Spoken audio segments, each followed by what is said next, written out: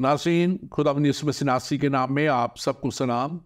मैं आपका खादिम, आपका host reverend doctor Robinson Askar ईमान का सफ़र प्रोग्राम लेके आज फिर आपके सामने हाजिर हूँ। और नाज़रीन, मैं खुदावंद अपने खुदा का शुक्रगुजार हूँ जो हमारी ज़िंदगी में बार बार हमें ये मौके अता कर देता है कि हम ईमान के उस सफ़र में और ज़िंदगी की इन राहों पर चलते हुए उस जगह तक पहुँच जाएँ जहाँ खुदावंद हमारा खुदा हमें देखना चाहता है। और यकीनन उस जगह तक हमें पहुंचाने के लिए हमारे खुदावंद हमारे खुदा ने कलाम मुकद्दस के मुताबिक यूहन्ना 3:16 आयत के मुताबिक लिखा है कि खुदा ने दुनिया से ऐसी मोहब्बत रखी कि उसने अपना इकलौता बेटा बख्श दिया ताकि जो कोई इस पर ईमान लाए हलाक ना हो बल्कि हमेशा की ज़िंदगी पाए। और यकीनन उसके बेटे यीशु मसीह नासरी ने इस दुनिया में आके उस जगह तक हमें पहुँचाने के लिए अपने आप को कुर्बान कर दिया और हमारे लिए वो रास्ता तैयार कर दिया कि हम उस रास्ते पे चलते हुए, यानी कि ईमान पर जो खुदा की तरफ से हमें दे दिया गया कि यीशु मसीह पे ईमान लाने के वसीला से उसकी कुर्बानी को, उसकी कामिल और काफ़ी कुर्बानी को तस्लीम कर लेने से और फिर कलाम के मुताबिक अपनी ज़िंदगी गुजारने के वसीला से हम उस जगह तक पहुंच सकते हैं जो आसमानी मुकामों में खुदावंद हमारे खुदा ने उस आसमान की बादशाही में हमारे लिए तैयार की है। और यकीनन हम अपने उमाल के वसीला से नहीं या अच्छे कामों के वसीला से नहीं, बल्कि खुदावंद यीशु पे ईमान लाने के वसीला से और उस तालीम पे चलते हुए जो तालीम हमें अच्छे कामों पे और पाक रहने पे मजबूर करती है, बल्कि तालीम देती है कि हम पाक होकर ज़िंदगी गुजारें, और वो तालीम हमें हमेशा की ज़िंदगी तक लेके जाती है।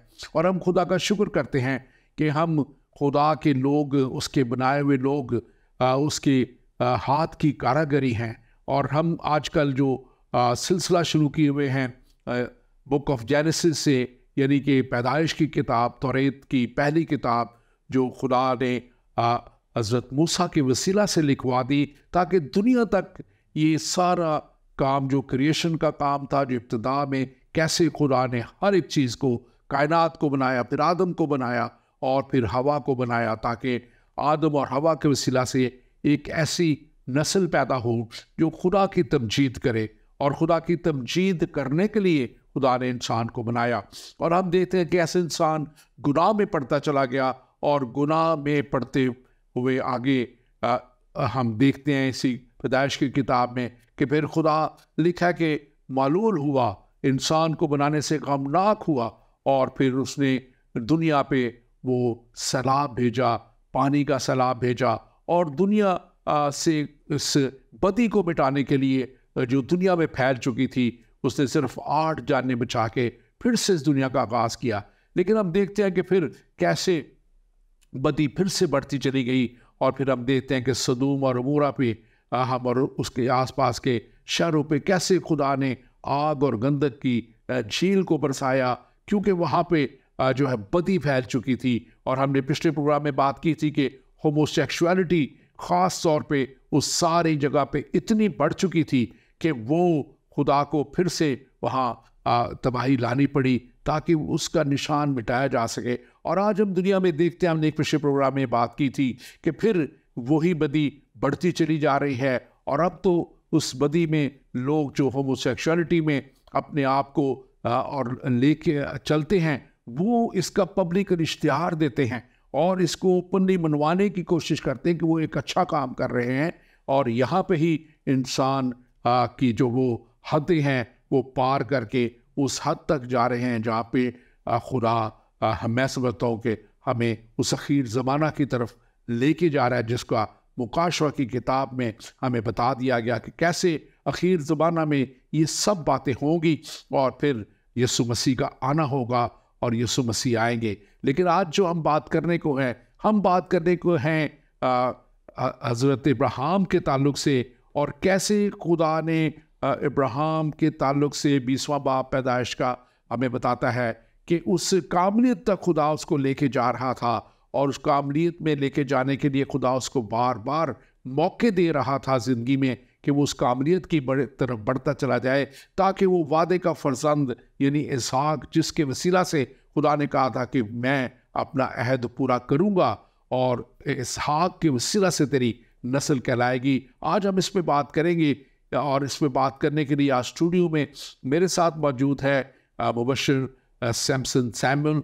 मुबश्शिर सैमुअल पिछले प्रोग्राम में हमारे साथ थे और ये अपना बिजनेस करते हैं, बिजनेस के साथ साथ खुदा के कलाम का बड़ा अच्छा मुशाहिदा रखते हैं। और आज हमने इनको दावत दिया है कि हमारे इस प्रोग्राम में भी हमारे साथ हों। This Samson Samuel, welcome to the show.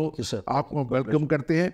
आज हमारी मौजू जो है वो है इब्राहिम और खुदा पर भरोसा। जी, खुदा पर भरोसा और इब्राहिम जो है, इसके ताल्लुक से जब हम बात करते हैं तो हम देखते हैं कि इब्राहिम जो है वो वादा के मुल्क में पहुंचा है, लेकिन अभी फिर वो फ़लस्तीन के उस इलाका में, जरार का इलाका है जो, उसमें अब वो निकल के घूम रहा है और वहाँ पे फिर जाके उसको एक और चैलेंज का सामना करना पड़ता है। जी, तो आप थोड़ा सा इस सब्जेक्ट के ताल्लुक से ज़रा बयान कीजिए कि आप क्या इसको कैसे देखते हैं। सर मैं कहूँगा कि आज का टॉपिक इंतहाई मज़ेदार है। खुदा और इब्राहिम का खुदा पर भरोसा जो है, क्या ये एकदम ऐसे ही डेवलप हो जाता है? क्या इसको एक ये प्रोसेस कैसा है? हम देखते हैं कि खुदा ने बाप इब्राहिम से जब वो 75 साल के थे तो वादा किया कि तू मेरे पीछे चल और मैं तुझे एक बड़ी कौम बनाऊंगा।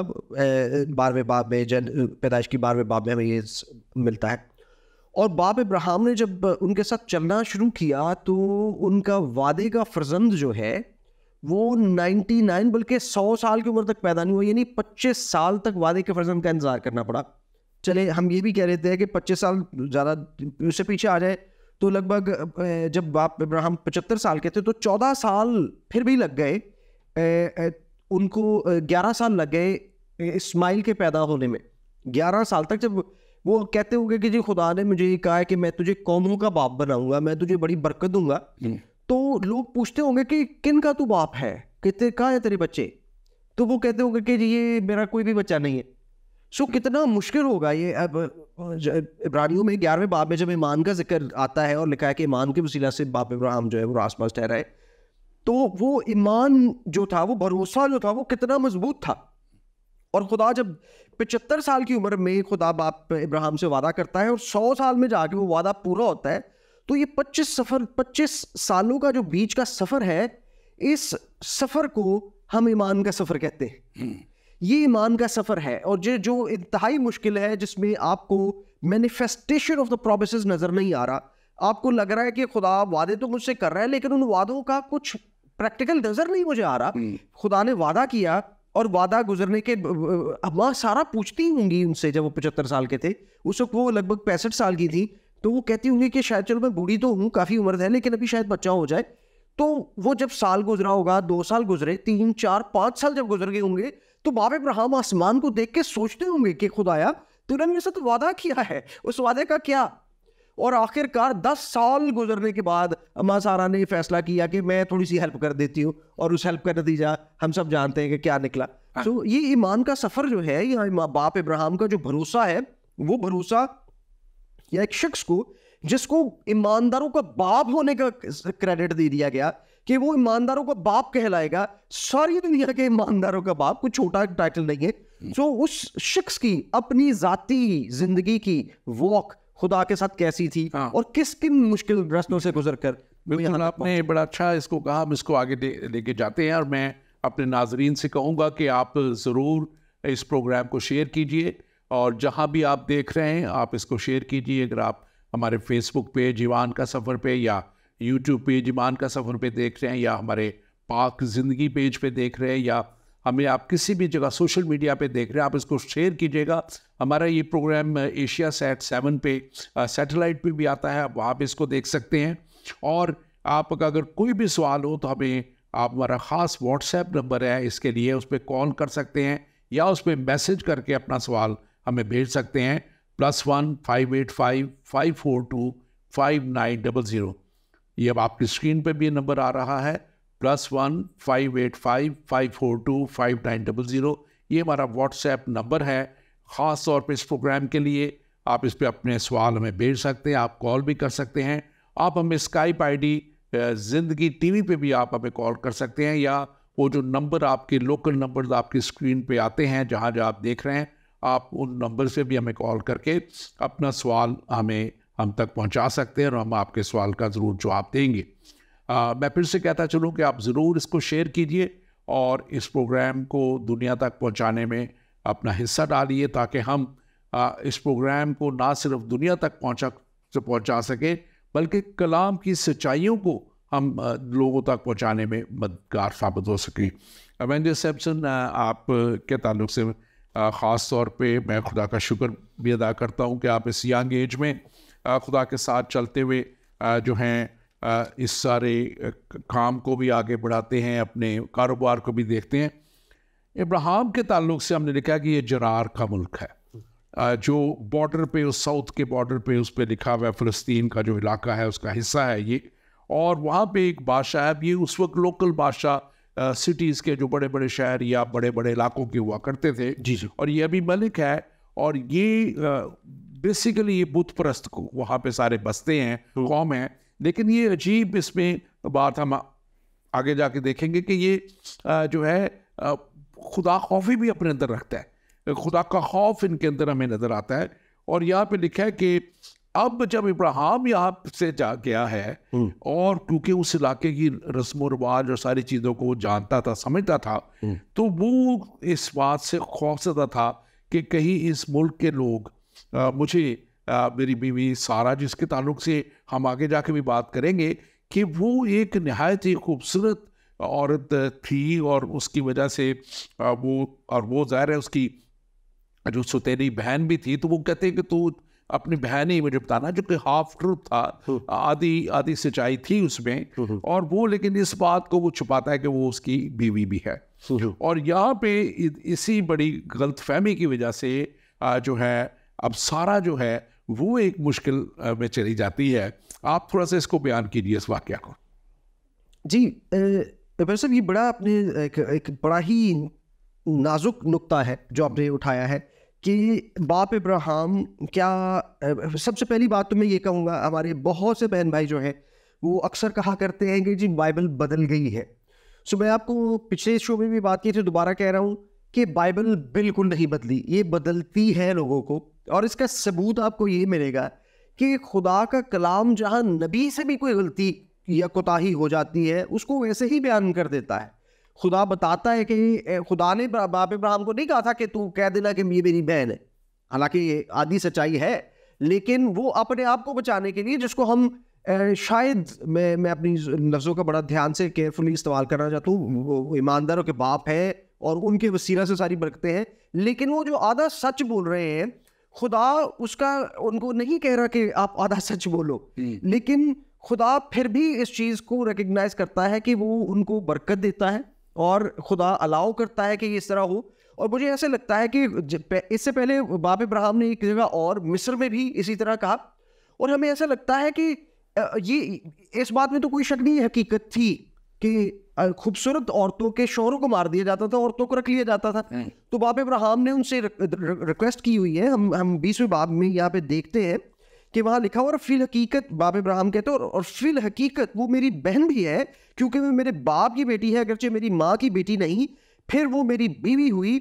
और जब खुदा ने मेरे बाप के घर से मुझे आवारा किया तो मैंने इससे कहा कि मुझ पर ये तेरी मेहरबानी होगी कि जहाँ कहीं हम जाए तू मेरे हक में यही कहना कि ये मेरा भाई है। सो बाप इब्राहिम ने इंस्ट्रक्शन दी है, वो सही कह रही हैं। और हम आगे देखते हैं कि जब यही बादशाह जो है अभी मलिक, जब उनको ब्लेस भी करता है, उनको नौकर चाकर भी देता है, उनको बैल और भेड़े भी देता है, तो बीबी सारा को कहता है कि ये तेरे भाई के लिए है, हाँ ये तेरे भाई के लिए। सो इसका मतलब है कि वो भी रिकग्नाइज कर रहा है। लेकिन हकीकत यही है कि हमारे कलाम में अगर याकूब ने से कोई गलती हुई तब भी खुदा ने उसको नहीं छुपाया, जनाब दाऊद से कोई गलती हुई तब भी खुदा ने नहीं छुपाया और उसको ओपनली बयान किया। बिल्कुल, जहाँ इवन मूसा जो हैं, मूसा के बनी इसराइल कौम के सबसे बड़े नबी माने जाने वाले, उन्होंने एक मिस्री को कत्ल किया, वो कातिल थे, सब कुछ था। कलाम छुपाता नहीं है, कलाम किसी तरह भी किसी भी शख्स को, चाहे वो नबी है चाहे वो किसी भी दर्जे पे है, वो उसको बताता है। फिर खुदा की रहमत हमें दिखाता है कि खुदा कैसे अपनी बड़ी रहमत से उनको बदलता है, तब्दील करता है, मूसा को कैसे बदल दिया, दाऊद को कैसे बदल दिया, औरों को कैसे बदल दिया, और फिर वो उस तरह के गुनाह करने वाले नहीं बल्कि दुनिया को बदल देने वाले बन गए। हम इससे पहले कि आगे बढ़े सब्जेक्ट पे, हमारे पास एक सवाल है, और पादी साहब, जब इब्राहिम को खुदा पर भरोसा था तब उसे अपनी बीवी सारा की बात मानकर हाजरा से इस्माइल पैदा करवाया, तो ये किस किस्म का भरोसा था? तो भाई अभी हम प्रोग्राम का शुरू ही किया है, मेरे भाई या बहन जो भी आप हैं, आपने ये सवाल किया, हम आपका शुक्रगुजार हैं, लेकिन हम यही बताना चाह रहे हैं इस प्रोग्राम में आगे चल के कि खुदा उसको जब से चुना है, खुदा उसको कामलियत तक लेके जाने की बात कर रहा है। खुदा चाह रहा है कि वो कामिल हो, खुदा चाह रहा है कि उसके ऊपर पूरा भरोसा रखने वाला हो। लेकिन हम आगे जो बात करने को है, हम यही करने को है कि उसने ये जो अभी कर भी रहे थे कि उसने खुदा पे भरोसा नहीं किया कि खुदा उसे बचा सकता है, बल्कि उसने अपनी बीवी को कहा कि तू कहना कि तू मेरी बहन है, जो कि वो उसकी हाफ सिस्टर थी भी, जैसे हमने पहले बताया कि उसकी दूसरी माँ से वो पैदा हुई थी, लेकिन उसकी बीवी भी थी, उसने इस बात को छुपाया। तो ये उसके कम एतकादी की जो है ये यहाँ पे हमें मिसाल मिलती है। और मैं इसको इस तरह समझता हूँ कि इब्राहिम से जो इसहाक का पैदा होना, उसकी दो वजूहात मुझे नज़र आती हैं।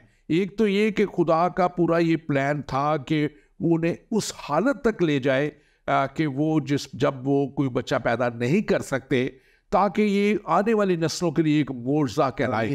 आमीन। और सेकेंडली मैं समझता हूँ कि खुदा इस दौर में उसको कामिल कर रहा था। उसको हम 17 बाब में अगर देखें, इस बाब से जो आज हम देख रहे से 3 बाब पहले चले जाएं, तो वहाँ पे पहली आयत में लिखा हुआ है, खुदा, मैं बल्कि वो आयत पढ़ देता हूँ आपके लिए, और वहाँ पे लिखा हुआ है कि जब इब्राहिम 99 बरस का हुआ तब खुदा ने इब्राहिम को नजर आया और उससे कहा कि मैं खुदाए कादिर हूँ, तू मेरे हुजूर में चल और कामिल हो।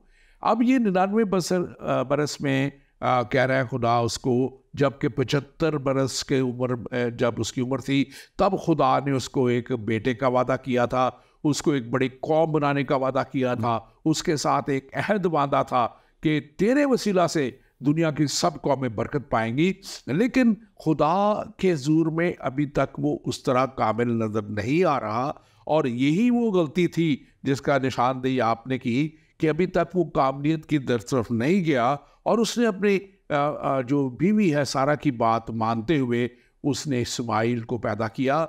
और मैं समझता हूँ कि ये यहाँ पे इब्राहिम की एक नबी जो खुदा का वो चुना गया था, उसकी ये जिम्मेदारी बनती थी कि वो सारा को, जो उसकी बीवी थी, उसको इस तालीम तक लेके आता कि नहीं, हमें खुदा पर भरोसा करना है। और आज हमारी बातचीत आगे जाके आप देखेंगे इसी पे ही है कि खुदा कैसे हमें जो कामिल नहीं है लोग, हम अपनी मिसालें भी देते हैं, कैसे हमको फिर भी खुदा इस्तेमाल करता है और फिर हमारी ज़िंदगी में हमें मौके देता है कि हम कामलियत के दर्जे तक पहुँचे।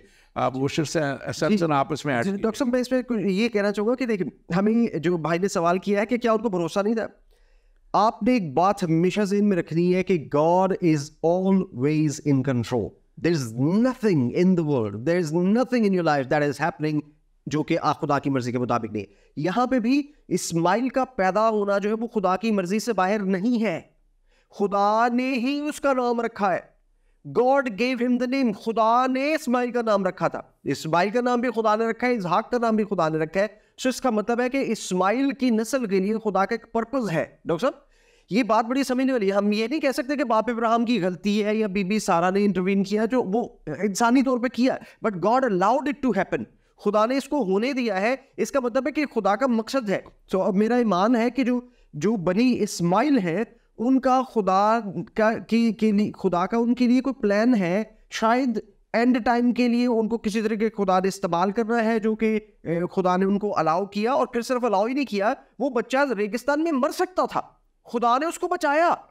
और उसको फिर बकायदा उसके साथ वादा किया कि इसको मैं बड़ी कौम बनाऊंगा, 12 सरदार लूंगा इसको मैं।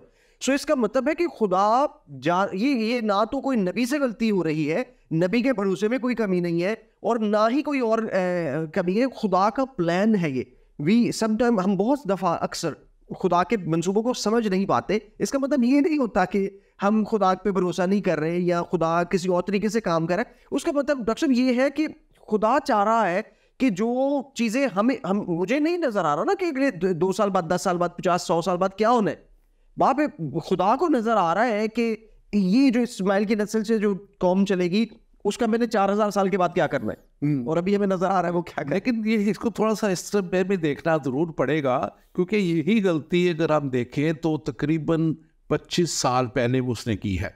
तकरीबन 12वें बाब पे पैदाइश की किताब में जब वो मुल्क मिस्र में कैद पड़ता है और उस इलाके में कैद पड़ता है और उस मुल्क मिस्र की तरफ वो जाता है, तो उस वक्त भी उसने अपनी जो बीवी सारा को यही कहा है कि तू मुझे अपने बहन कहना जी। और उसने फ़िरौन ने फिर, और वहाँ भी यही किस्सा हुआ है, एग्जैक्टली यही किस्सा हुआ कि फ़िरौन बादशाह तक उसकी शोहरत पहुँचती है और इसकी शोहरत की वजह से वो उसको अपनी बुला लेता है, अपने महल में बुला लेता है, और वहाँ पे लिखा है कि इब्राहिम को वो पहले बहुत सा माल देता है और यहाँ पे जिक्र है बाद में उसको माल मिलता है। तो ये इसको है, और ये उसको हम इस एंगल से भी देखते हैं कि अभी तक इब्राहिम, जो मैं इसको जिस तरह देखता हूँ कि खुदा उसको भरोसे पे अपने इस जगह तक लेके आना चाह रहा है कि वो मुकम्मल तौर पे कामिल हो और खुदा पे भरोसा करना सीखे, खुदा पे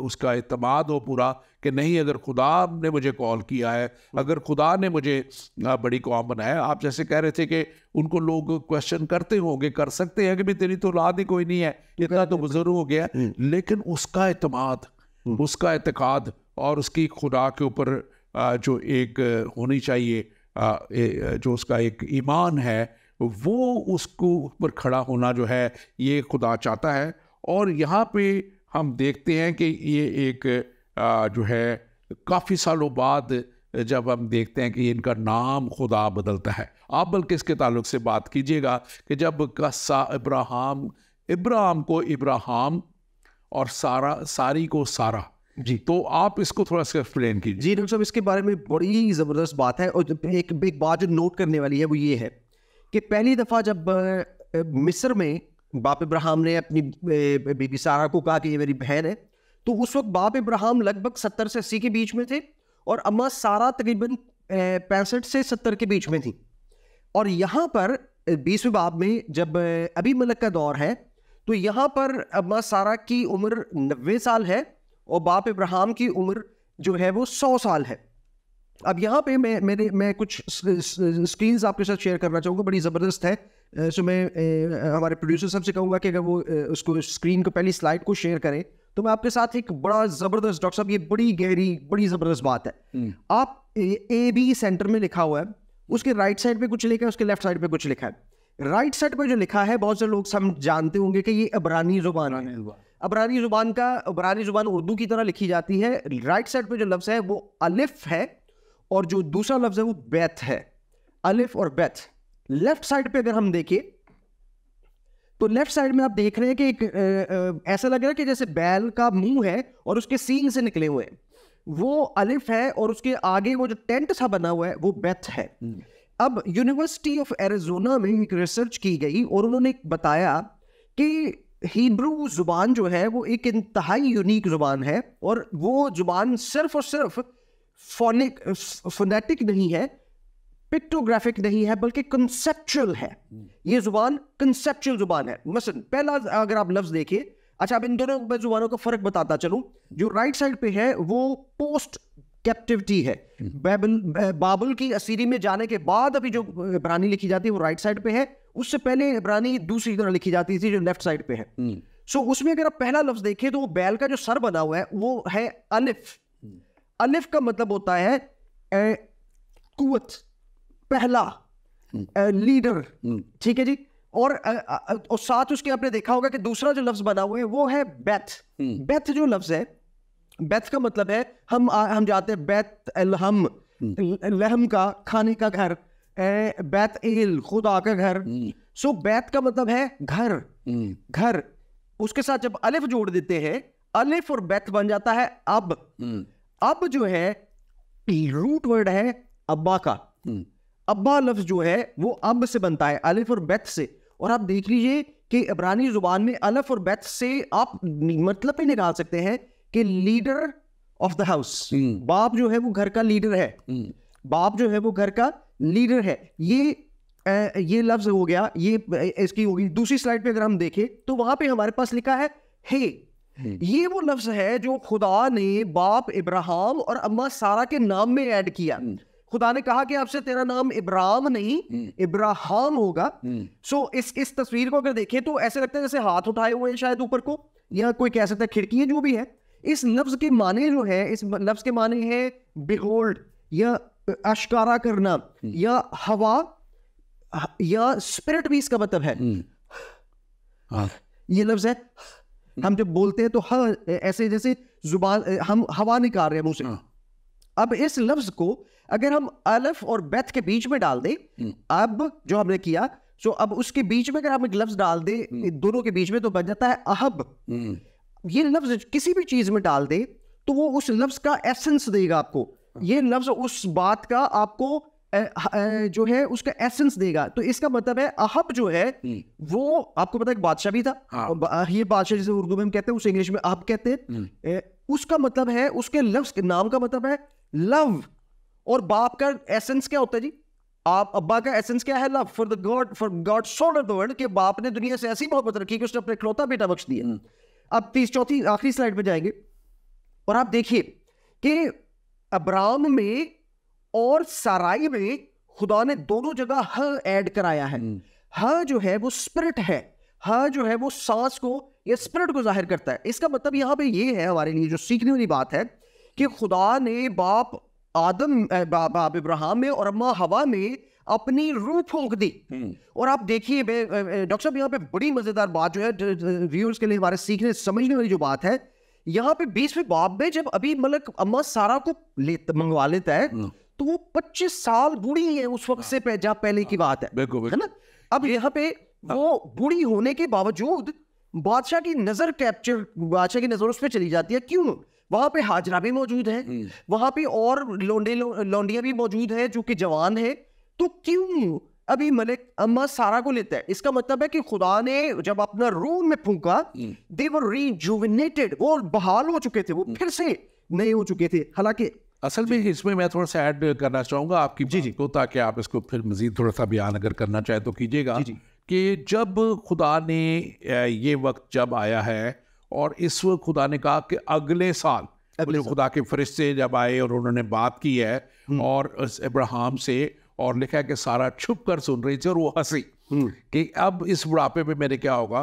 तो पहली बात हुई जो मैंने की थी कि खुदा उनको इस हालत तक लेके आना चाह रहा था कि जहां वो अपने जिस्म के ऊपर कोई भी बात ना कह सके कि हमारी इस हालत की वजह से या हमारे अपनी कुव्वत की वजह से ये बच्चा पैदा हुआ, बल्कि वो इसको मिरेकल चाइल्ड के तौर पे पेश करे और दुनिया भी इसको मिरेकल चाइल्ड के तौर पे जाने कि मोर्चा खुदा ने किया।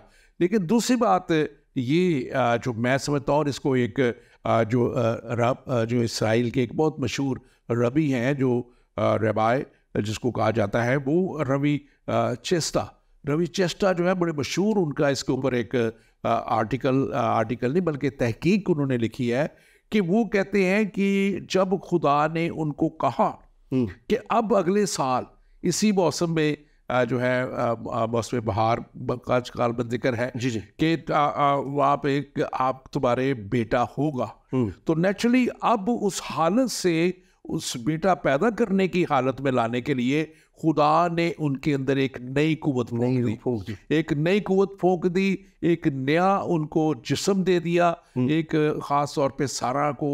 और उसकी एक, क्योंकि देखिए 90 साल की उम्र में उसका इस तौर पे अट्रैक्ट करना, लिखा है कि वो बादशाह को नहीं, बादशाह को खबर पहुंचाई गई जिन लोगों ने देखा कि बड़ी खूबसूरत एक औरत है, और वो मैं समझता हूँ कि उसको फिर से एक जवानी की रूह उसमें फूंक दी थी खुदा ने।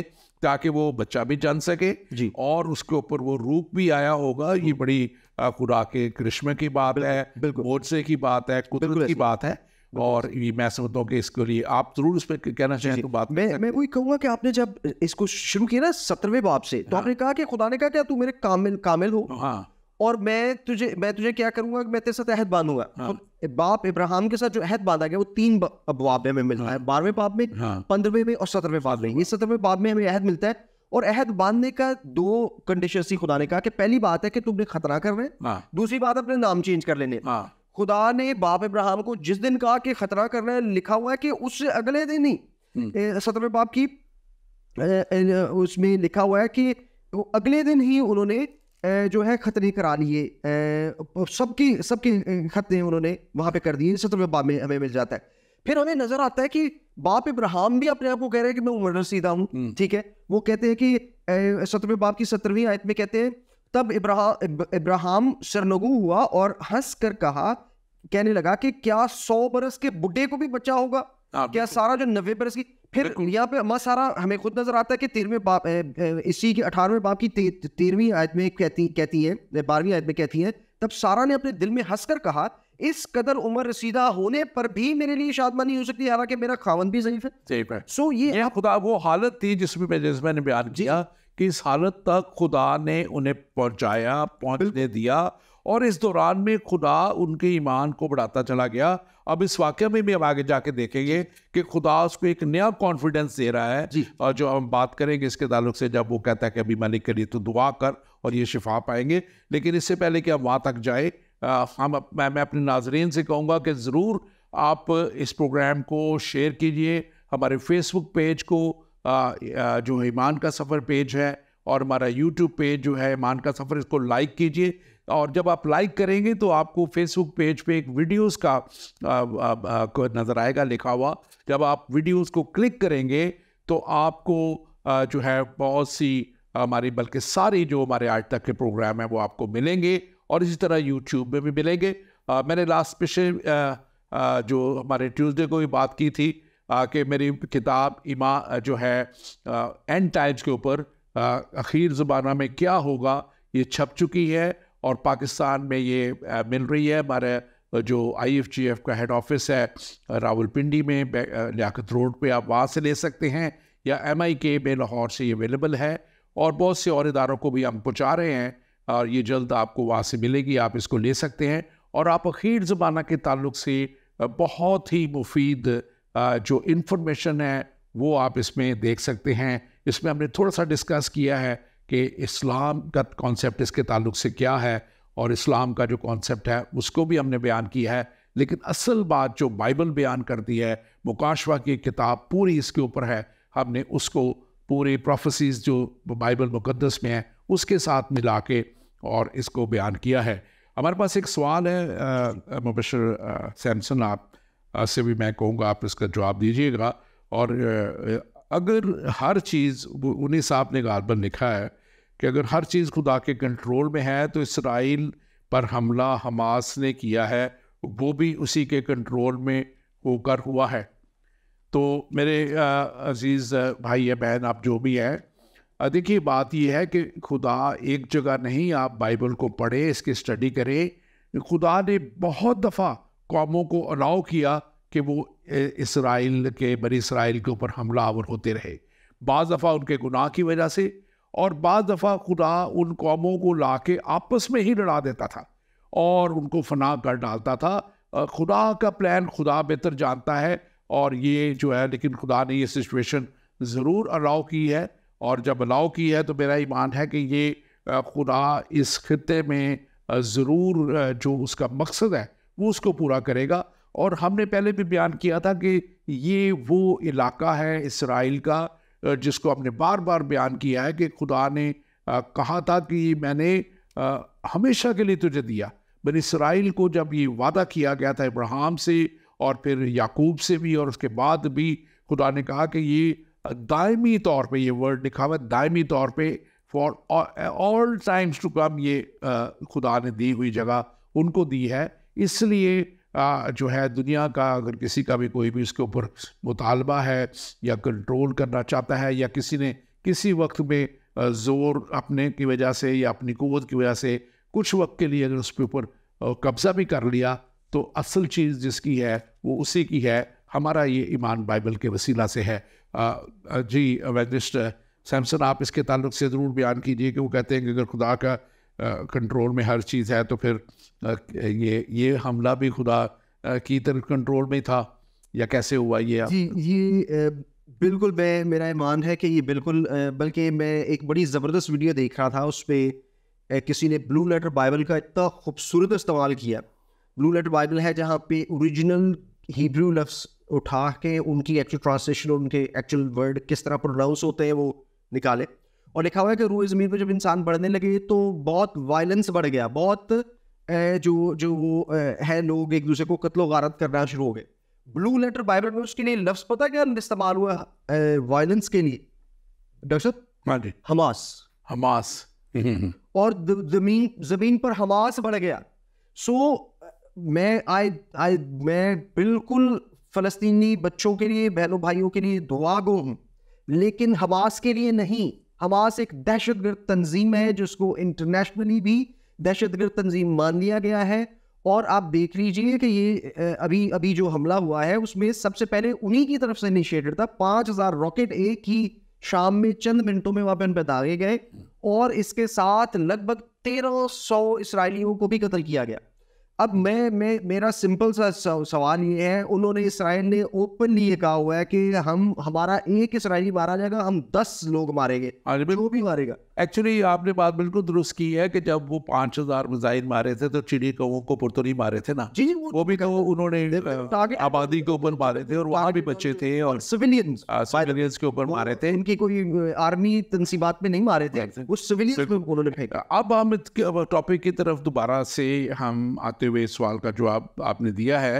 हम देखते हैं कि अब बाज़ दफ़ा खुदा सिखाता भी है। जी। अब यहाँ पे इब्राहिम को भी खुदा एक जो है अबीमेलेक जो कि बुत परस्त बादशाह है, बुत परस्त कौम को है, लेकिन उसके वसीला से भी खुदा सिखा रहा है उसे।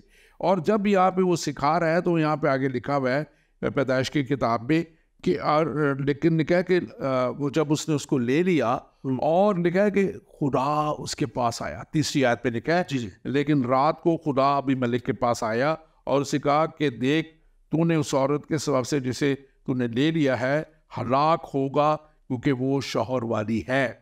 अब यहाँ पे हम देखते हैं कि खुदा अब खुद इंटरवीन कर रहा है। जी। खुदा ने सिचुएशन अलाउ की है, होने दिया है, लेकिन खुदा अब अपने इस ममसू को, इस नबी को और उसकी बीवी को प्रोटेक्ट भी कर रहा है। और लिखा है कि जैसे ही वहाँ पे जो 12वें बाब में था, जब फ़राउन के पास, लिखा है कि फ़राउन बहुत बीमार एकदम हो गया था, ताकि वो उसके साथ कोई जिनसी ताल्लुक़ कायम ना कर सके, बदनी ताल्लुक़ कायम ना कर सके। और यहाँ पे इसी के ताल्लुक़ से जो है अबीमेलेक के ताल्लुक़ से भी लिखा है, और वो लिखा है कि वो और फिर उसकी जो और जितनी थी लौंडियाँ और बीवी के तहत सबके ऊपर एक खुदा ने बीमारी लाई, बांझपन आ गया। हाँ जी। और यहाँ पे जो है हम ये भी देखते हैं कि खुदा अब उसको कह रहा है कि पर अबीमेलेक ने उससे सोबत नहीं की थी। चौथी आयत में लिखा है, सो उसने कहा कि खुदावंद, क्या तू सादिक कौम को भी मारेगा? क्या उसने जो खुद मुझसे कहा नहीं कहा था कि ये मेरी बहन है, और आप भी यही कहती थी, और वो आप भी यही कहती कि वो मेरा भाई है। मैंने तो अपने सच्चे दिल की और पाकीज़ा हाथों से ये किया। अब वो खुदा को पूरी जस्टिफिकेशन पेश कर रहा है, जो कि बड़ी राइट जस्टिफिकेशन दी है कि ये जो कुछ भी हुआ है ये मेरी वजह से नहीं हुआ, ये इनके गुनाह की वजह से हुआ है, इन्होंने गलती की है, इन्होंने गलत बयानी की है। और लेकिन फिर खुदा उसे कहता है कि, और खुदा ने उसे ख्वाब में कहा कि हाँ, मैं जानता हूँ कि तू अपने सच्चे दिल से तूने ये किया, और मैंने भी तुझे रोका कि तू मेरा गुनाह ना करे, इसलिए मैंने तुझको इससे छूने ना दिया। जी। और अब हम यहाँ पे ये सिचुएशन देख रहे हैं, और अब उसके बाद अगर आप अगली आयत भी 2-3 पढ़ दीजिए तो हम इसको फिर एक्सप्लेन थोड़ा सा करते हैं। जी। और इसमें डॉक्टर साहब जी कहाँ से आप 7वीं आयत से पढ़ लीजिए। 7वीं आयत से मैं आपके लिए पढ़ देता हूँ। लिखा है अब तू उस मर्द की बीवी को वापस कर दे क्योंकि वो नबी है और वो तेरे लिए दुआ करेगा और तू जीता रहेगा। अच्छा, जो मैं आपसे डॉक्टर साहब पहले भी बात कर रहा था कि जेनेसिस, बुक ऑफ जेनेसिस क्योंकि बाइबल की पहली किताब है और पहली किताब होने के साथ यहाँ पे एक प्रिंसिपल हम पाया जाता है जिसकी इंपॉर्टेंट है, that is the principle of first mention in the Bible. जो भी चीज़ पहली दफ़ा मेंशन की जाती है उसका बड़ा खास सिग्निफिकेंस है। मसलन हमने 17वें बाब में देखा कि खुदा ने कहा कि मैं तेरा खुदा कादिर हूँ, वहां पे लफ्ज खुदा ने पहली दफा अपने लिए इस्तेमाल किया, I am L Shaddai God. यहाँ पे लफ्ज लिखा आया है इसी आयत में 7वीं में, क्योंकि वो नबी है, क्योंकि नबी भी जो है वो फर्स्ट टाइम इस्तेमाल हुआ है कि वो नबी है। फिर मैंने अभी थोड़ी देर पर रेफरेंस दिया पैदाइश की किताब 6 बाब की 11वीं आयत कि ज़मीन और ज़मीन खुदा के आगे नाराज़ हो गई और वो जुल्म से भरी थी। लफ्ज़ हवास भी वहाँ पे पहली दफ़ा। सो खुदा बड़ा सिग्निफिकेंटली काम करता है यहाँ पे। जब खुदा कहता है कि जी वो तेरी दुआ करेगा, तो हमें इसी चैप्टर के आखिर में नज़र भी आता है 17वीं आयत से, तब इब्राहिम ने खुदा से दुआ की और खुदा ने अभी मलिक और उसकी बीवी और उसकी नौनियों को शिफा बख्शी और उनकी औलाद होने लगी, क्योंकि खुदा ने इब्राहिम की बीवी सारा के सबब से अभी मलिक के खानदान की सब्र में बंद कर दी। यहाँ पे एक जो बड़ी जबरदस्त बात है, क्यों खुदा यहाँ पे स्पेसिफिकली इंटरवीन करके प्रोटेक्ट कर रहा है, उसका रीजन ये है कि इस वक्त बीबी सारा वाज एक्चुअली कैरिंग आइजक। बाप उसका हमल का वक्त हो चुका था।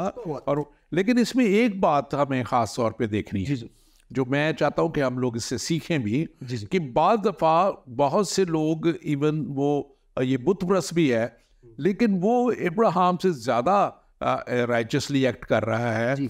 और वो उसके जो हम देखते हैं कि वो खुदा से, अब देखिए अगर उसके अंदर इतना वो उसने साफ था तो उसने खुदा से खुल के बात भी की है।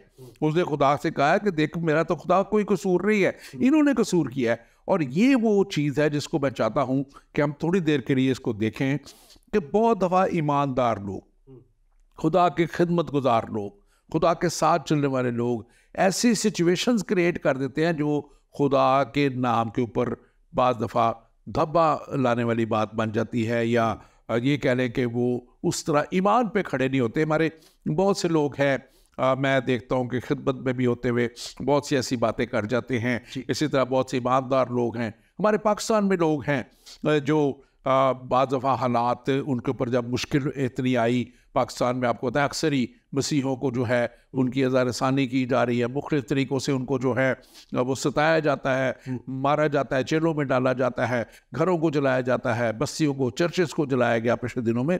और वो फिर सोचते हैं कि हम यहाँ से अब निकल जाए, हम यहाँ से निकल के दूसरी जगह चले जाएं, अभी हम उनके। लेकिन मेरा ईमान ये है कि उनके लिए खुदा का हर एक के लिए एक पर्पस है, एक मकसद है जो खुदा ने रखा हुआ है उन्हें, और वो मकसद को पूरा करने के लिए वहाँ पे रखे गए। आप इसके ताल्लुक से ज़रूर बात कीजिए। जी डॉक्टर साहब, ये बड़ा ज़रूरी है। मैंने एक छोटी सी वीडियो भी मेरे फेसबुक पे पढ़ी है, मैंने अपनी स्टोरी बताई थी कि 7वीं जमात में था मैं, तो मैंने पहली दफ़ा कैलकुलेट किया कि पूरे मुल्क में से सारे मसीहियों को निकालने के लिए कितने पैसे दरकार हैं। तो अभी मैंने रिसेंटली फिर जब मैं पाकिस्तान गया तो मैंने कैलकुलेट किया था, तो हमें तकरीबन $40 बिलियन चाहिए।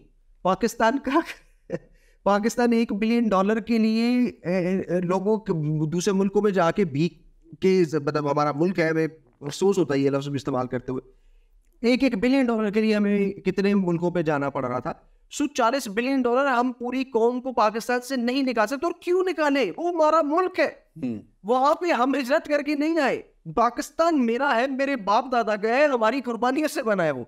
सो हमें निकलने की जरूरत है। हाँ, इकोनॉमिक जो माइग्रेंट्स हैं उनको हम इनकरेज करते हैं कि वो निकलना चाहते हैं तो निकल जाए, लेकिन अपने बहुत से लोगों ने मजहब की बुनियाद पे नहीं, या इज़्ज़त-रसानी की बुनियाद पे नहीं, और ये नहीं है। हमारे पास एक सवाल है, और ये हमारी बेटी अर्शिया खान हैं, वो पूछते हैं कि why God let Ibrahim to wait because of his preparedness और टू टेस्ट द पेशेंस।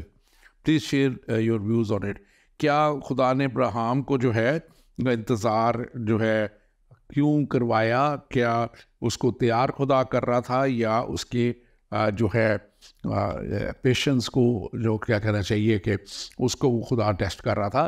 तो आपने पहले भी इस पर थोड़ी सी बात की थी कि खुदा ने जब इब्राहिम को निकाला था, हमें ये बात बिल्कुल ख्याल रखना चाहिए 12वें बाप में पैदाइश की, कि वो एक बुत परस्त घराने से था, वो बुतों को मानने वाले लोग थे, बल्कि उसका वालिद बुत बनाता था और यकीनन ये भी उसके साथ उसकी मदद करता था, और ये बुत बनाते थे और बुतों को बेचते थे। तो खुदा ने उसको वहां से इसीलिए निकाला था ताकि ये उस बुत परस्त कौम से निकल आए, और फिर उसको एक वादा का मुल्क दिखाया था। और इसमें खुदा ने बार बार उसको कहा, हम उसको देखते हैं 13वें बाप में भी देखते हैं कि खुदा ने कहा कि तेरी औलाद ऐसी होगी जैसे रेत के जर्रों की मानद। फिर 15वें बाप में हम देखते हैं कि कहा कि आके अपनी आंखें उठा और देख के आसमान के जितने सितारे हैं, तेरी औलाद सितारों के, आसमान के सितारों की मानद होगी। और खुदा उसको इस पे ईमान लाने के लिए खड़ा कर रहा था।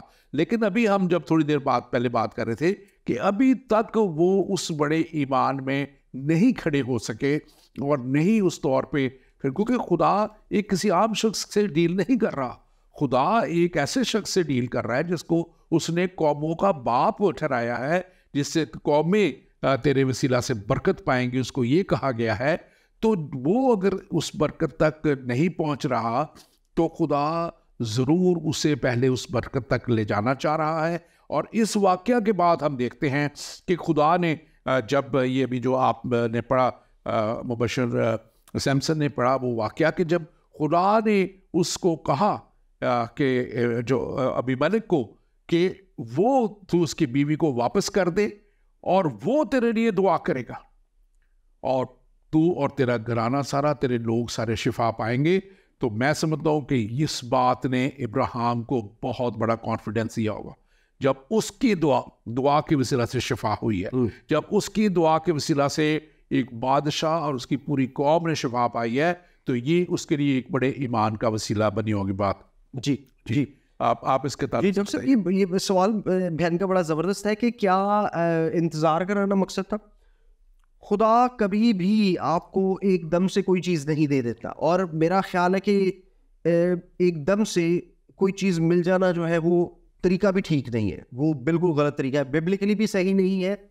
आप देख रहे हैं लॉटरी अक्सर लोग जीत जाते हैं, 95% स्टेटिस्टिकली मैं आपको एक एक्चुअल फैक्ट बता रहा हूँ, 95% the people that win lotteries, जो मिलियनर बन जाते हैं लॉटरी जीतने के बाद, वो चंद सालों में वापस उसी गुर्बत में आ जाते हैं। क्या? क्योंकि अब तैयार नहीं है। खुदा चाहता, जब चर्च को शुरू में पैसों की जरूरत थी तो और लोग अपनी चीजें बेच के सब इकट्ठे कर रहे थे, खुदा चाहता तो उस वक्त पतरस को कोई ख्वाब में दिखा देते कि फलानी जगह जाके तो खोदी थे, उसे सोने दे देख पे ही दिए, है ना, सोने की देख निकल आती वहां से, तो बड़ा आसान हो सकता था। बट गॉड प्रिपेयर्स अस, खुदा हमें तैयार करता है। और अब फिर मैं आपको एक बात बता दूं कि हम जो अच्छे काम भी करते हैं वो हमारा अपना कमाल नहीं है, खुदा ने हमारे लिए वो कर दिए हुए थे, खुदा ने तैयार किए हुए। बाप इब्राहिम के लिए भी खुदा ने ये पोस्ट तैयार की थी, और फिर उस तैयारी पे वो पूरा उतरता है कि नहीं उतरता। जैसे खुदा हम देखते हैं कि खुदा ने साउल को भी बादशाह बनाया, वो पूरा नहीं उतर सका। उससे पहले जदाउन था, गिडियन था, उसको खुदा बादशाह बनाना चाहता तो नहीं तैयार नहीं था। इसी फिर खुदा ने दाऊद को बादशाह बनाया और उसको आजमाया, कितनी देर तक आजमाता, वो तैयार था और वो कायम हो गया। मैं आयत पढ़ देता हूँ, एफसी 2 बाब 10वीं आयत है, क्योंकि हम उसकी कारीगरी है और मसीह यीशु में उन नेक अमाल के वास्ते मखलूक हुए, यानी उन अच्छे काम करने वालों के लिए बनाए गए हैं, जिनको खुदा ने पहले से हमारे लिए करने के लिए तैयार किया है। सो खुदा हमारे तैयार कर देता काम। सो अभी एक इसी तरह का सवाल भी है, मैं चाहूँगा इसको भी थोड़ा सा देख रहे। भाई साहब सलाम, मेरा सवाल ये है कि आजमाने और इम्तिहान लेने में क्या फ़र्क है? क्योंकि इब्राहिम को खुदा ने आजमाया या उसका इम्तिहान लिया? आप इसके बारे में क्या कहेंगे? मैं आपको मैं अपनी सबसे पहले तो डॉक्टर साहब मैं अपनी कम इल्मी का इजहार करता हूँ। अगर मैं इस जवाब को सही से हैंडल ना कर सकूँ तो मैं माफ़ी चाहता हूँ। लेकिन मेरा ख्याल है कि आजमाना और इम्तिहान लेना एक ही बात है। और खुदा चेक करना चाह रहे थे कि वो ट्रेन है कि नहीं ट्रेन। क्योंकि अगर आप मज़े की बात देखिए कि जहाँ पे खुदा बाप इब्राहिम से ये आजमाइश ले लेते तो उसके बाद कोई टेस्ट नहीं है बाप इब्राहिम के लिए, वो अपना फाइनल टेस्ट पूरा है। बस कोई डॉक्टर बनता है तो डॉक्टर साहब वो डॉक्टर के आखिरी एग्जाम देने के बाद फारिग हो जाता है, फिर कोई टेस्ट नहीं है। बाप इब्राहिम भी ईमानदारों का बाप होने के लिए टेस्ट में से गुजर रहे थे, आखिरी टेस्ट पास किया तो फिर आपने बिल्कुल दुरुस्त कहा कि ये एक डिफरेंट सिचुएशंस होती हैं जिसमें आजमाने का एक पहलू नजर आ जाता है, किसी जगह पे उसको इम्तिहान का वो एक पहलू। अब मुझे लग रहा है कि ये भी थोड़ी देर में आए थे, मैं ये कहेंगे कि खुदा कलाम में कि खुदा किसी को नहीं आजमाता, वहाँ लिखा है बदी से नहीं आजमाता। हाँ जी बिल्कुल, वो ये नहीं लिखा कि नहीं आजमाता, बदी से नहीं आजमाता। अब इसमें एक और पॉइंट है, जल्दी से कर ले क्योंकि वक्त हमारे पास खत्म हो रहा है। अब हम देखें, उससे मुझे अभी मलिक का कैरेक्टर यहाँ पे बड़ा अपील करता है कि एक मतलब गैर कौम का बंदा, एक पुतों की पूजा करने वाला, और वो कितनी ज़्यादा स्ट्रॉन्ग उसकी है एक कैरेक्टर हमें यहाँ पे नजर आ रहा है कि उसने खुदा की बात को इमीडिएटली, ख्वाब था, कहता है पता नहीं ख्वाब था कोई बात नहीं, लेकिन उसने इतना अहम लिया कि उसने लिखा कि सुबह सवेरे ही, लिखा है कि उसने उठते ही, ये 8वीं आयत में, और लिखा है भाई मलिक ने सुबह सवेरे उठकर अपने सब नौकरों को बुलाया और उनको सब बातें कह सुनाई, तब वो लोग बहुत डर गए। और अब ये देखें, डर खुदा का डर है, खुदा का खौफ है। और अब भी मलिक अब आगे जो बात कर रहा है, देखें वो उसके एक और मजबूत करैक्टर को शो करती है कि अभी मलिक ने इब्राहिम को बुलाकर कहा कि तूने हमसे क्या किया और मुझसे तेरा क्या कसूर हुआ कि तूने मुझे और मेरी बादशाही पर एक गुनाह अजीम लाया। अब उसको समझ आ गई थी कि भाई ये इसने झूठ बोला है, इसने ये काम किया है, लेकिन इसकी वजह से अब मेरी राहमत आने वाली है और मेरे भी हो रही है। तो अब वो उसके ऊपर कर रहा है, लेकिन खुदा ने उस पर भी रहम किया है और खुदा ने उसको कहा कि तो उसकी बीवी को वापस लुटा दे। हम क्लोजिंग की तरफ जा रहे हैं, और उसकी बीवी को वापस लुटाने के साथ साथ उसने कहा कि ये तेरे लिए दुआ करेंगे, जो हमने पहले भी बात की है, और तू और तेरी जो सारा मुल्क है वो शिफा पाएगा। और खुदा ने ऐसा ही किया। और यहाँ से मैं समझता हूँ कि इब्राहिम के लिए खुदा ने वो दरवाज़ा खोल दिया जहाँ से अब वो पूरे तौर पे उस ईमान में आगे बढ़ रहा है। और इसहाक का पैदा होना अब अगली दफ़ा इस प्रोग्राम पे ऊपर करेंगे कि अब कैसा इसहाक का पैदा होना है, और वो पैदा होता है। और लेकिन यहाँ पे हम देखते हैं कि तब अभी मलिक ने भेड़ बकरियाँ और गाय बैल और गुलाम और लौंडिया इब्राहिम को दी और उसकी बीवी सारा को उसको वापस कर दिया। और ये मैं समझता हूँ कि बड़ा एक ज़बरदस्त यहाँ पे खुदा की तरफ से इंटरवेंशन भी है, खुदा की तरफ से उनको एक तोहफा भी मिल गया है, बहुत सा माल भी खुदा ने दे दिया है ताकि आप वो जाके। और फिर ये बादशाह उनको कह रहा है, ये नहीं कह रहा कि मेरे मुल्क से निकल जाओ फिर वबा ना कोई आ जाए, वो कह रहा है जो जगह तुम्हें पसंद आती है। और डॉक्टर साहब यहाँ पे एक बड़ी मजेदार बात है कि अब देखिए कि बाप इब्राहिम को वो सिर्फ ये भेड़ बकरी और नौकर चाकर ही दे रहा है, उससे आगे लिखा हुआ है कि वो उसने उसको सोने चांदी के सिक्के भी दिए हैं। और लिखा हुआ है कि और अभी मलिक ने कहा कि देख मेरा मुल्क तेरे सामने जहाँ जी चाहे रह। और उसने सारा से कहा कि देख मैंने तेरे भाई को चांदी के 1000 सिक्के दिए हैं, और इन सब के सामने जो तेरे साथ है तेरे लिए आँख का पर्दा है। सो यहाँ पे हमें नजर आ रहा है कि बाप इब्राहिम के पास अब दौलत आ गई है, उसके he is rich man because of some circumstances that he had to go through। और खुदा ने क्यों उनको दिया? क्योंकि पहली दफा बाप इब्राहिम अपनी जिंदगी में एक जर खरीदी जगह खरीदेंगे, और वो जगह होगी मैकफिला। हम इस पे बात करेंगे नेक्स्ट। हमारे पास एक सवाल है, मैं क्विकली अब इसको ले लेता हूँ। पाजी साहब, मेरा एक मुस्लिम दोस्त है, मेरी उसके साथ बात हो रही थी और मैंने उससे कह रहा था कि जहाँ तक खुदा पर ईमान का ताल्लुक़ है तो इसके लिए बाइबल का सही इल्म ज़रूरी है। लेकिन उसने हमसे कहा कि आपकी बाइबल तो बदल चुकी है, आप इसके ताल्लुक़ से क्या जवाब देंगे? तो मेरे भाई, आप इस ताल्लुक़ से हमने बहुत दफ़ा पहले जवाब दे दिया कि इन्होंने अपनी हजूर की मूछ के बाल तक को ढूंढ लिया, उनके वो जो सारे कुरानी और आग फाड़ दिए गए थे वो भी किसी तरह उनको मिल गए और उसको उन्होंने पूरा कर लिया। लेकिन इनको आज तक एक बाइबल नहीं मिल सकी जो असल बाइबल हो और ये हमें दिखा सके कि ये असल बाइबल है। अगर आपने असल बाइबल देखनी है तो ब्रिटिश म्यूज़ियम में चले जाएं, वहाँ पे सारे नुस्खे मौजूद हैं। आप वेटिकन में चले जाएं, वहाँ पे सारे नुस्खे मौजूद हैं। आप अमेरिका की लाइब्रेरी में चले जाएं, वहाँ पे सारे नुस्खे मौजूद हैं। आपने अगर देखना तो जाके देखें।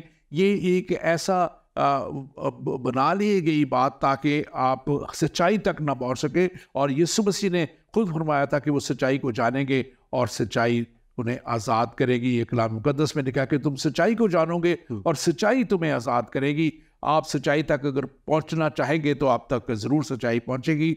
आज का वक्त ख़त्म हो चुका है। आखिरी लफ्ज़ में आखिरी मिनट है, आप अगर कुछ कहना चाहें तो आप ज़रूर कहिएगा। अब मैं यही कहूँगा कि आप, जैसे ये भाई ने बड़ा ज़बरदस्त सवाल किया कि जी मेरे दोस्त कहते हैं कि बाइबल बदल गई है, सो उनको हम कह सकते, आप उनको कहिए कि आप खुदा को आज़मा के देखिए, खुदा को आज़मा के देखिए। आप उनसे कहें, खुदा से आप रिक्वेस्ट करें कि show me your real self, और खुदा आपको बताएगा। बहुत सारे मुसलमान दोस्त हैं, और आपने बड़ी लॉजिकल बातें की। डेड सी स्क्रॉल्स ने ये साबित कर दिया है कि बाइबल के मुसव्वदे जो मौजूद हैं वो बिल्कुल जेन्युइन है, और वो 2000 साल से भी ऊपर के अरसे से पड़े हुए वहाँ पे हमें मिले हैं।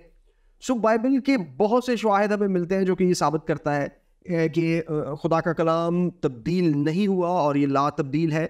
बहुत सारी रिसर्चेस मौजूद हैं। मैं एक बड़े मेरे फेवरेट स्कॉलर हैं डॉक्टर आइवन पनीन, उन्होंने ये साइंटिफिकली भी प्रूव कर दिया हुआ है कि बाइबल खुदा का कलाम है, इल्हामी किताब है। Thank you very much sir, God bless you, खुदावंद आपको बड़ी बरकत दे। और नाज़रीन, हम आपको ख़ास तौर पे बताते चले कि यहाँ पे हमने ख़ास तौर पे आज देखा और कलाम मुक़द्दस के ताल्लुक से कि इब्राहिम की वो हालत नहीं थी जिसमें वो इसहाक को जन्म दे सके, उसके वसीला से इसहाक पैदा हो सके, ना सारा की थी, लेकिन खुदा ने उनके लिए कर दिया। और यही वो भरोसा है, जब हम खुदा पे भरोसा करके चलते हैं तो खुदा अपने वादों में सच्चा है।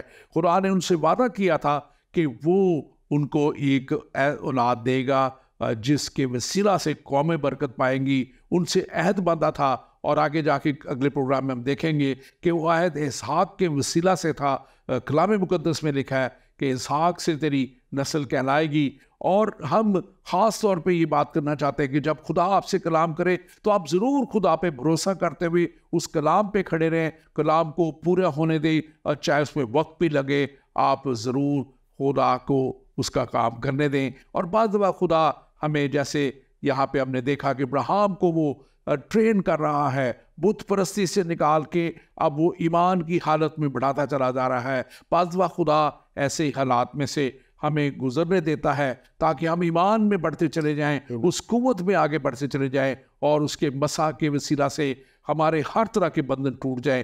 और यकीनन वो हमारे, मेरे और आपके तमाम लोगों के बंधनों को तोड़ने की कुदरत रखता है। और हम में यकीनन इस ज़िंदगी में रहते हुए इब्लीस और तारीकी और नापाकी की कुव्वतें मुख्तलिफ तरीक़ों से हम पे हमला करती हैं और हमें वो खुदा के साथ नहीं चलने देती। और खुदा यही चाहता है कि हम इतनी कुव्वत में बढ़े कि हमारा भरोसा पूरा खुदावंद पे हो, और खुदावंद के साथ चलते हुए फिर हम उन सारे उसके वादों को हासिल कर रहे हैं। और यीशु मसीह ने खुद बताया था कि मैं कल, आज और अब तक यकसा हूँ। अगर हम ये भरोसा रखेंगे कि यीशु मसीह ही वो है जो हमारे गुनाहों का कफ़ारा बन गया, जिसने हमारी खातिर अपनी जान दे दी, और यही भरोसा अगर हम करते हुए उस पर ईमान ले आएंगे तो यकीनन आप हमेशा की ज़िंदगी तक पहुँचेंगे। और वो हमेशा की ज़िंदगी यकीनन हमारे खुदावंद, हमारे खुदा ने तैयार की है तमाम लोगों के लिए, चाहे वो किसी रंग, नस्ल या मज़हब से हो। हर एक के लिए